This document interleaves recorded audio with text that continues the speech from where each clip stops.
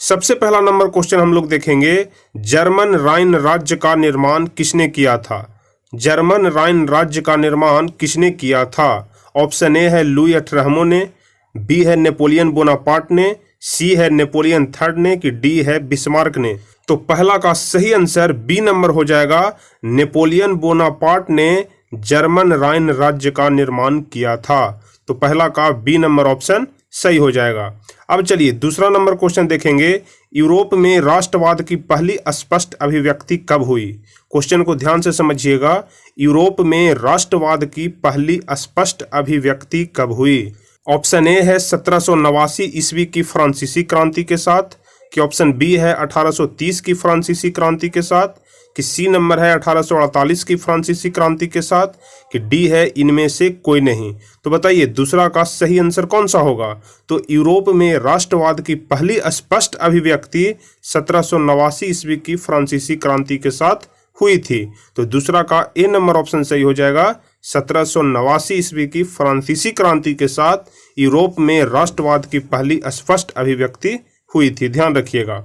अब चलिए अगला नंबर क्वेश्चन देखेंगे, यूरोप का मरीज किसे कहा जाता है? यूरोप का मरीज किसे कहा जाता है? ऑप्शन ए है पर्सा को, ऑप्शन बी है ऑस्ट्रिया को, ऑप्शन सी है तुर्की को, और ऑप्शन डी है ब्रिटेन को। तो बताइए तीसरा का सही आंसर कौन सा होगा? तो आप लोग हमेशा ध्यान रखिएगा, यूरोप का मरीज तुर्की को कहा जाता है। तो तीसरा का सी नंबर ऑप्शन सही हो जाएगा, यूरोप का मरीज तुर्की को कहा जाता है। अब चलिए चौथा नंबर क्वेश्चन हम आपको बताते हैं, मेटरनिख का पतन किस वर्ष हुआ? मेटरनिख का पतन किस वर्ष हुआ? मार्च 1848 ईस्वी में, कि अप्रैल 1848 में, कि मई 1848 ईस्वी में, कि जून 1848 ईस्वी में? हम आपको सब्जेक्टिव क्वेश्चन वाले वीडियो में मेटरनिख के बारे में बताए थे, और उसमें हम आपको बताए थे कि मेटरनिख का पतन हुआ था मई 1848 ईस्वी में। तो चौथा का सी नंबर ऑप्शन सही हो जाएगा, मेटरनिख का पतन मई 1848 ईस्वी में हुआ था। अब चलिए पांचवा नंबर क्वेश्चन हम लोग देखेंगे, फ्रांस में किस शासक वंश की पुनर्स्थापना वियना कांग्रेस द्वारा ली गई थी? फ्रांस में वह कौन सा शासक वंश था जिसकी पुनर्स्थापना वियना कांग्रेस द्वारा ली गई थी? ऑप्शन ए है ऑर्लिया वंश, बी है बुर्बो वंश, सी है हैब्सबर्ग, और डी है जारशाही। तो पांचवा का सही आंसर बी नंबर हो जाएगा, बुर्बो वंश। फ्रांस में बुर्बो वंश की पुनर्स्थापना वियना कांग्रेस द्वारा ली गई थी।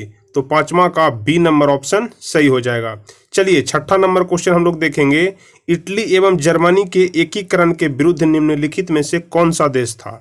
इटली और जर्मनी दोनों के एकीकरण के विरुद्ध निम्नलिखित में कौन सा देश था? इटली एवं जर्मनी के एकीकरण के विरुद्ध ऑस्ट्रिया खड़ा था। तो छठा का सी नंबर ऑप्शन सही हो जाएगा। चलिए सातवां नंबर क्वेश्चन हम लोग देखेंगे, और सातवां नंबर क्वेश्चन देखने के पहले हम आपको एक इम्पॉर्टेंट जानकारी दे दें। तो इम्पॉर्टेंट जानकारी यह है कि अब आप सभी लोग 10वीं कक्षा के सभी सब्जेक्ट के सभी चैप्टर बाय चैप्टर का पीडीएफ नीचे डिस्क्रिप्शन में लिंक दिया हुआ है, और वहां से जाकर के आप पढ़ाई कर सकते हैं। यदि आप पीडीएफ के माध्यम से पढ़ना चाहते हैं तो नीचे डिस्क्रिप्शन में लिंक दिया हुआ होगा, और वहां से जाकर के देख सकते हैं। जिस भी पीडीएफ से हम आपको बताते हैं यहाँ पर वीडियो के माध्यम से, वो सारे पीडीएफ वहाँ पर आपको अवेलेबल हो जाएंगे, तो आप वहाँ से भी जाकर के देख सकते हैं। अब चलिए सातवां नंबर क्वेश्चन देखेंगे, मैजनी का संबंध किस संगठन से था? ऑप्शन ए है लाल सेना से, बी है चेका से, सी है लाल कुर्ती से, या फिर डी है कार्बोनारी से? तो बताइए सातवां का सही आंसर कौन सा होगा? मैजनी का संबंध किस संगठन से था? तो सातवां का सही आंसर डी नंबर हो जाएगा, मैजनी का संबंध कार्बोनारी से था। तो सातवां का डी नंबर ऑप्शन सही हो जाएगा। चलिए आठवां नंबर क्वेश्चन की तरफ हम लोग बढ़ेंगे। तो आठवां नंबर क्वेश्चन कह रहा है कि जालवेरिन एक संस्था थी। ठीक है, जालवेरिन एक संस्था थी। तो किसकी संस्था थी? व्यापारियों का था, कि क्रांतिकारियों की संस्था थी, कि बुद्धिजीवियों की थी, कि सामंतों की थी? तो आप हमेशा याद रखिएगा कि जालवेरिन व्यापारियों की संस्था थी। आठवां का ए नंबर ऑप्शन सही हो जाएगा, जालवेरिन व्यापारियों की संस्था थी। अब चलिए नौवां नंबर क्वेश्चन देखेंगे, 1829 की एड्रियानोपुल की संधि किस देश के साथ हुई? हमेशा यह याद रखिएगा, बहुत ज़्यादा इंपॉर्टेंट यह संधि है, एड्रियानोपुल की संधि। तो 1829 की एड्रियानोपुल की संधि किस देश के साथ हुई? ऑप्शन ए है हंगरी, बी है तुर्की, सी है यूनान, और डी है पोलैंड। तो बताइए 1829 की एड्रियानोपुल की संधि किस देश के साथ हुई थी? तो नौमा का बी नंबर ऑप्शन सही हो जाएगा, तुर्की के साथ। 1829 की जो एड्रियानोपुल की संधि थी वह तुर्की के साथ हुई थी। चलिए, तो नौमा का बी नंबर ऑप्शन सही हो जाएगा। 10वां नंबर क्वेश्चन हम लोग देखेंगे, काउंट काबूर को विक्टर एमैनुअल ने किस पद पर नियुक्त किया था? काउंट काबूर को विक्टर एमैनुअल ने किस पद पर नियुक्त किया था? ऑप्शन ए है गृह मंत्री के पद पर, बी है सेनापति, सी है फ्रांस का राजदूत और डी है प्रधानमंत्री। तो बताइए 10वां का सही आंसर कौन सा होगा? तो 10 का सही आंसर डी नंबर होगा। काउंट काबूर को विक्टर एमैनुअल ने प्रधानमंत्री के पद पर नियुक्त किया था। तो 10 का डी नंबर ऑप्शन सही हो जाएगा। अब चलिए 11वां नंबर क्वेश्चन देखेंगे, गैरीबाल्डी पेशे से क्या था? गैरीबाल्डी पेशे से क्या था? एक नाविक था कि किसान था कि सैनिक था कि दार्शनिक था?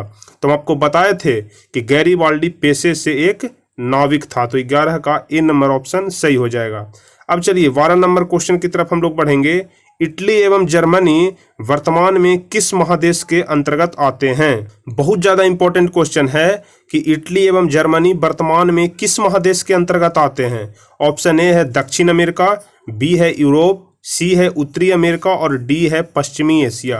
तो बताइए 12 का सही आंसर कौन सा होगा? तो 12 का बी नंबर ऑप्शन सही होगा। इटली एवं यूरोप वर्तमान में यूरोप महादेश के अंतर्गत आते हैं। तो 12 का बी नंबर ऑप्शन सही हो जाएगा। चलिए अगला नंबर क्वेश्चन हम लोग देखेंगे, रक्त एवं लौह की नीति का संपादन किसने किया था? या फिर रक्त एवं लौह की नीति का अवलंबन किसने किया था? बहुत ज़्यादा इंपॉर्टेंट क्वेश्चन है। हम आपको सब्जेक्टिव क्वेश्चन वाले वीडियो में भी बताए थे कि रक्त एवं लौह का जो नीति है वह बहुत ज़्यादा इंपॉर्टेंट क्वेश्चन होता है। तो बताइए 13 का सही आंसर कौन होगा? रक्त एवं लौह की नीति का प्रतिपादन किसने किया था? तो हम आपको बताए थे कि रक्त और लौह की नीति का प्रतिपादन बिस्मार्क ने किया था। तो 13 का सी नंबर ऑप्शन सही हो जाएगा। हमेशा आप ध्यान रखिएगा कि रक्त एवं लौह की नीति का प्रतिपादन बिस्मार्क ने किया था। चलिए 14 नंबर क्वेश्चन की तरफ हम लोग बढ़ेंगे, यूरोप वासियों के लिए किस देश का साहित्य एवं ज्ञान प्रेरणा स्रोत रहा? यूरोप वासियों के लिए किस देश का साहित्य एवं ज्ञान प्रेरणा स्रोत रहा? ऑप्शन ए है तुर्की, बी है इंग्लैंड, सी है जर्मनी और डी है यूनान। तो 14 का डी नंबर ऑप्शन सही हो जाएगा। यूरोप वासियों के लिए यूनान जो देश है उसका साहित्य एवं ज्ञान प्रेरणा स्रोत रहा। हम आपको बताए थे सब्जेक्टिव क्वेश्चन वाले वीडियो में कि यूनान में विदेशों से लोग पढ़ने आते थे, तो यूनान से पढ़ करके लोग अपने देश का तरक्की कर रहे थे, लेकिन खुद यूनान तरक्की नहीं कर रहा था। यह बात हम आपको विस्तार से वहां पर बताए थे। चलिए 14 का डी नंबर ऑप्शन सही हो जाएगा। 15 नंबर क्वेश्चन हम लोग देखेंगे, फ्रैंकफर्ट की संधि कब हुई? फ्रैंकफर्ट की संधि कब हुई? 1871 में कि 1870 में कि 1866 में कि 1864 में? तो 15 का ए नंबर ऑप्शन सही हो जाएगा। फ्रैंकफर्ट की संधि 1871 ईस्वी में हुई थी। 15 का ए नंबर ऑप्शन सही हो जाएगा। चलिए 16वां नंबर क्वेश्चन देखेंगे, वह कौन सा युद्ध था जिसके बाद जर्मनी का एकीकरण पूरा हो गया था? किस युद्ध के बाद जर्मनी का एकीकरण पूरा हो गया? ऑप्शन ए है परसा डेनमार्क का युद्ध, बी है सीडान का युद्ध, सी है सेडाओ का युद्ध और डी है क्रीमिया का युद्ध। तो बताइए 16 का सही आंसर कौन सा होगा? तो हम आपको बताए थे कि सीडान का युद्ध के बाद जर्मनी का एकीकरण पूरा हो गया था। तो 16 का बी नंबर ऑप्शन सही हो जाएगा कि सीडान का युद्ध जो हुआ उसके बाद जर्मनी का एकीकरण पूरा हो गया। तो 16 का बी नंबर ऑप्शन सही हो जाएगा। अब 17 नंबर क्वेश्चन की तरफ हम लोग बढ़ेंगे, जो कि बहुत ज़्यादा इंपॉर्टेंट क्वेश्चन है। यंग यूरोप की स्थापना किसने की थी? यंग यूरोप की स्थापना किसने की? काउंट काबूर ने कि बिस्मार्क ने कि मेजनी ने कि गैरीबाल्डी ने? तो 17 का सही आंसर हो जाएगा सी नंबर, यंग यूरोप की स्थापना मेजनी ने की। तो 17 का सी नंबर ऑप्शन सही हो जाएगा। चलिए 18 नंबर क्वेश्चन देखेंगे, यंग इटली की स्थापना किसने की? हम आपको ऊपर में बताए यंग यूरोप की स्थापना किसने की, अब यहाँ पर है कि यंग इटली की स्थापना किसने की। तो 18 का भी सही आंसर बी नंबर ही हो जाएगा कि यंग इटली की स्थापना मेजनी ने की। तो आप हमेशा ध्यान रखिएगा, यंग यूरोप और यंग इटली दोनों की स्थापना जो है वह मेजनी ने ही किया था। तो 18 का बी नंबर ऑप्शन सही हो जाएगा। चलिए 19वां नंबर क्वेश्चन देखेंगे, सीडान का युद्ध कब हुआ था? सीडान का युद्ध कब हुआ था? 1867 ईस्वी में कि 1868 ईस्वी में, कि 1870 ईस्वी में, कि 1871 ईस्वी में? तो 19वां का सही आंसर हो जाएगा कि सीडान का युद्ध 1870 ईस्वी में हुआ था। तो 19 का सी नंबर ऑप्शन सही हो जाएगा। चलिए 20वां नंबर क्वेश्चन की तरफ बढ़ेंगे। सन 1870 में फ्रांस और प्रसा के बीच युद्ध कहाँ हुआ था?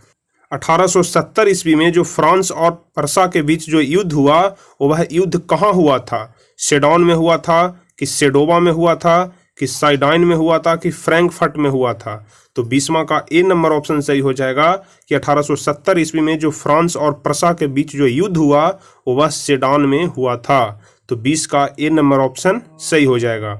चलिए 21 नंबर क्वेश्चन देखेंगे। वियना सम्मेलन किस वर्ष हुआ था? यह भी बहुत ज़्यादा इंपॉर्टेंट क्वेश्चन है। वियना सम्मेलन किस वर्ष हुआ था? ऑप्शन ए है 1815 ईस्वी, बी है 1820 ईस्वी, सी है 1825 और डी है 1830 ईस्वी। तो बताइए 21 का सही आंसर कौन सा होगा? वियना सम्मेलन किस वर्ष हुआ था? तो 21 का ए नंबर ऑप्शन सही हो जाएगा। 1815 ईस्वी में वियना सम्मेलन हुआ था। ध्यान रखिएगा, वियना सम्मेलन 1815 ईस्वी में हुआ था। चलिए 22वें नंबर क्वेश्चन की तरफ बढ़ेंगे हम लोग।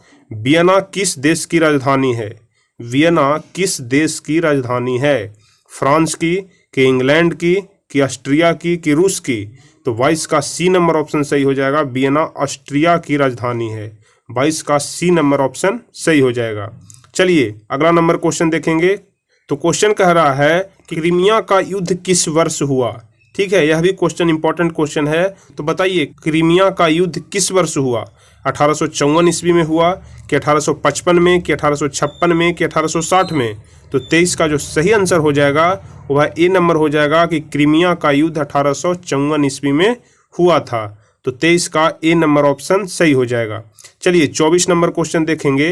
राष्ट्रवाद की अवधारणा का जन्म किस घटना से माना जाता है? राष्ट्रवाद की अवधारणा का जन्म किस घटना से माना जाता है? ऑप्शन ए है पुनर्जागरण से, कि बी है धर्म सुधार आंदोलन से, कि सी है गौरवपूर्ण क्रांति से, कि डी है फ्रांस की क्रांति से? तो 24 का सही आंसर हो जाएगा कि राष्ट्रवाद की अवधारणा का जन्म हुआ वह फ्रांस की क्रांति से हुआ। तो 24 का डी नंबर ऑप्शन सही हो जाएगा। चलिए 25वां नंबर क्वेश्चन हम लोग देखेंगे। नेपोलियन संहिता किस वर्ष लागू की गई? नेपोलियन संहिता किस वर्ष लागू की गई?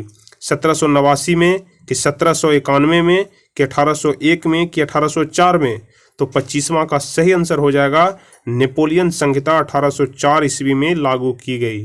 25 का डी नंबर ऑप्शन सही हो जाएगा। चलिए 26 नंबर क्वेश्चन की तरफ बढ़ेंगे। वियना सम्मेलन का अध्यक्ष कौन था? ऑप्शन ए है नेपोलियन बोनापार्ट, बी है लुई अठारहवां, सी है चार्ल्स एल्बर्ट और डी है मेटरनिक। तो बताइए वियना सम्मेलन का अध्यक्ष कौन था? तो 26 का डी नंबर ऑप्शन सही हो जाएगा, मेटरनिक था। वियना सम्मेलन का अध्यक्ष कौन था? तो मेटरनिक था। तो 26 का डी नंबर ऑप्शन सही हो जाएगा। चलिए 27 नंबर क्वेश्चन देखेंगे। मेटरनिक व्यवस्था का उद्देश्य क्या था? मेटरनिक व्यवस्था का उद्देश्य क्या था? हम आपको सब्जेक्टिव क्वेश्चन वाले वीडियो में सारा कुछ डिटेल में बता चुके हैं। तो यदि आप नहीं देखे हैं तो प्लेलिस्ट में जाकर के सारे वीडियो को देखिए, आपको बहुत ही बेहतर तरीके से समझ में आ जाएगा। चलिए बताइए मेटरनिक व्यवस्था का उद्देश्य क्या था? गणतंत्र की स्थापना करना, कि प्रजातंत्र की स्थापना करना, कि पुरातन व्यवस्था की पुनर्स्थापना करना, कि नेपोलियन की पुनर्स्थापना करना? तो 27 का जो सही आंसर हो जाएगा वह सी नंबर हो जाएगा, पुरातन व्यवस्था की पुनर्स्थापना करना। मेटरनिक व्यवस्था का उद्देश्य था पुरातन व्यवस्था की पुनर्स्थापना करना। तो 27 का सी नंबर ऑप्शन सही हो जाएगा। चलिए 28वां नंबर क्वेश्चन देखेंगे। मेजनी का संबंध किस संगठन से था? मेजनी का संबंध किस संगठन से था? ऑप्शन है लाल सेना से, कि कार्बोनरी से, कि फिलिक हेटारिया से, कि डाइट से? तो 28 का सही आंसर जो हो जाएगा कि मेजनी का संबंध कार्बोनरी से था। 28 का बी नंबर ऑप्शन सही हो जाएगा कि मेजनी का संबंध कार्बोनरी से था।